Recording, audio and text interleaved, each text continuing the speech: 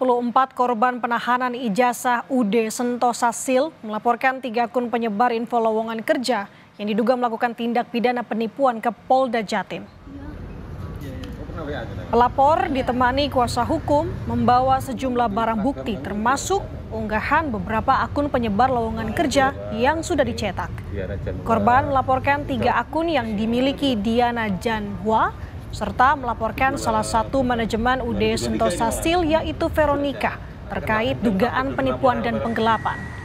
Pasalnya dalam unggahan di media sosial akun lowongan kerja tersebut, pemilik akun mengunggah lowongan pekerjaan perusahaan lain.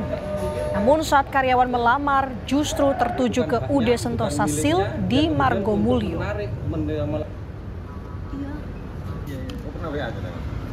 Ada 3 dugaan tindak pidana yang terjadi yang kita laporkan. Yang pertama adalah dugaan tindak pidana penipuan, di mana bahwa ada akun-akun media sosial, ada 3 akun. Yang pertama adalah akun Facebook, kemudian akun aplikasi Kita Lulus, dan akun Instagram yang melakukan pengumuman lowongan pekerjaan. Yang kedua adalah tindak pidana penggelapan.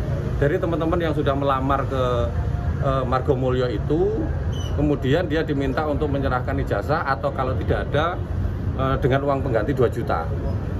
Nah, setelah teman-teman resign, yang harusnya ijazah itu dikembalikan, tapi sampai hari ini tidak dikembalikan.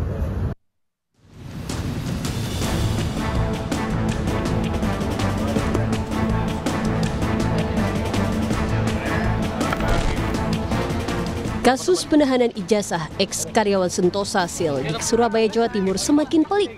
Buntut peristiwa ini, Wali Kota Surabaya menyegel salah satu gudang dan kantor Sentosa Sil di Pergudangan Margomulyo, Surabaya. Penyegelan gudang UD Sentosa Sil dilakukan setelah ditemukan sejumlah pelanggaran aturan yang berpotensi membahayakan keselamatan lingkungan dan masyarakat sekitar.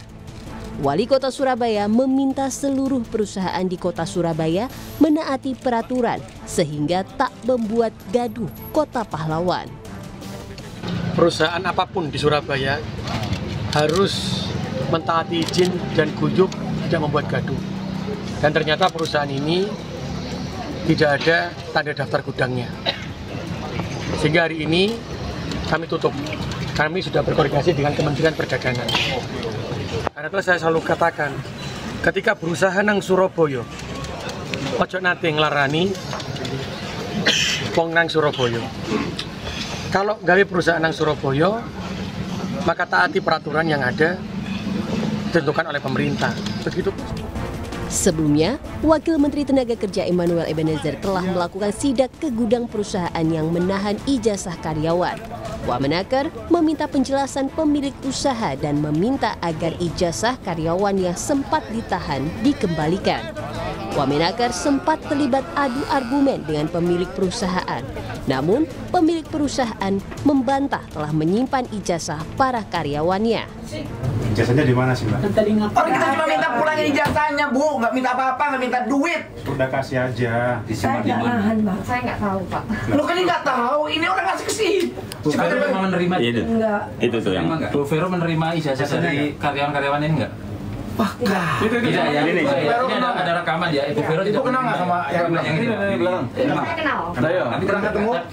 Kenal. Menerima ijazah dari yang bersangkutan? Menerima ijazah Ijazahnya ini siapa namanya? Dan SKCK. Waktu daftar. Vero, kamu nanti berbohong, kamu kena kamu loh, Vero. Ini banyak ini akan menjadi. Saat ini sudah ada 44 korban penahanan ijazah UD Sentosa Sil yang melapor ke polisi. Melalui kuasa hukum, para korban juga telah melaporkan perusahaan kepada polisi atas dugaan penipuan dan penggelapan. Tim Liputan, Kompas TV.